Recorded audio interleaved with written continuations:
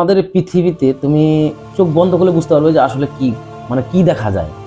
চোখটা একবার 1 মিনিটের জন্য বন্ধ করো, 1 মিনিটের জন্য বন্ধ করে রাখো, তারপর দেখবে কি দেখা যায়। শুধু অন্ধকার, অন্ধকার দেখা যায় না, ওর মধ্যেও দেখি ছোট ছোট ছোট ছোট দানা দানা তারার মতো দেখা যায়। এদিকে দৌড়াদৌড়ি করছে, এদিকে এদিকে এদিকে এদিকে এদিকে। ইউনিভার্সাল যাকে বলি আমরা, পুরো ইউনিভার্সাল দেখা যায় চোখ বন্ধ করলে, যার কোনো শেষ নেই। ভগবান শ্রীকৃষ্ণকে নিয়ে কিছু কথা বলবো।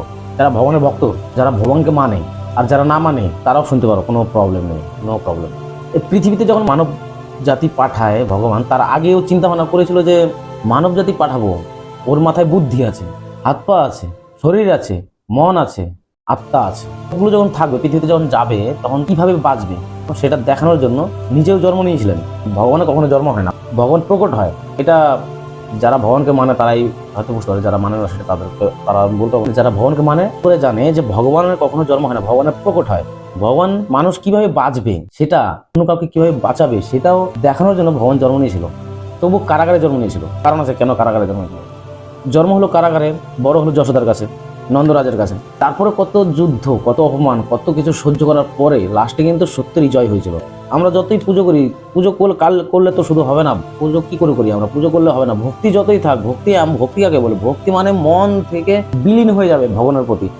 যেই অনুভব করেছে ভগবানকে, যে অনুভব করে ফেলেছে, যে মানে ভগবানকে ছাড়া তুমি খেতে যাও ভগবান, কাজ করতে যাও ভগবান, তুমি যতই ব্যস্ত থাকো ভগবান। ভগবান এমন একটা জিনিস, তুমি সব জায়গায় গিয়ে তুমি ভগবানের স্মরণ করতে পারো। এমন মানে ভগবান যেখানেই যাও সেখানে ভগবান পাওয়া যায়। এটা মানো, সব জায়গায় ভগবান আছে, কিন্তু তোমার কাছেই যে ভগবান আছে সেটা তুমি হয়তো অনুভব করতে পারো না, জানো, কারণ তুমি কখনো অনুভব করোই নি। পুজো দুবেলা করলে শুধু হবে? পুজো কখন করে? পুজো তুমি যদি মন থেকে করো, অনুভব করে যে না ভগবান এই এমন হচ্ছে, ভগবান যে নাকি সবসময় থাকে সঙ্গে। মন্দিরে গেলে যে ভগবান পাওয়া যায় এরকম মানে হয়। পুজো করলে যে আমার পুজোটা নেবে ভগবান, সেটা ভগবান নিজে বলে গেছে। ভগবান বলেছে আমাকে যে পুজো করে, যে ভক্তি করে, আমি তার ভাবনা দেখি যে কোন ভাবনায় আমাকে পুজো করলো। আসলে ও অনুভব করতে পেরেছে আমাকে যে আসলে কে আমি। ও তো পুজো করলো নিজের স্বার্থে, কি যে কি লাগবে প্রার্থনা করলে, এটা লাগবে, এটা ভগবান আমাকে এই দাও ওই দাও, নিজের স্বার্থে। ভগবানের জন্য কখনো চিন্তা করে দেখবে, যদি ভগবান পাবে, তুমি মনে করবে যে না ভগবান আসলেই আছে, সেদিন তুমি সবকিছু ভুলে যাবে। এই এত যে মায়া, পৃথিবীতে এত বড় একটা মায়া, এই মায়ায় জড়িয়ে আছে পুরো পৃথিবী।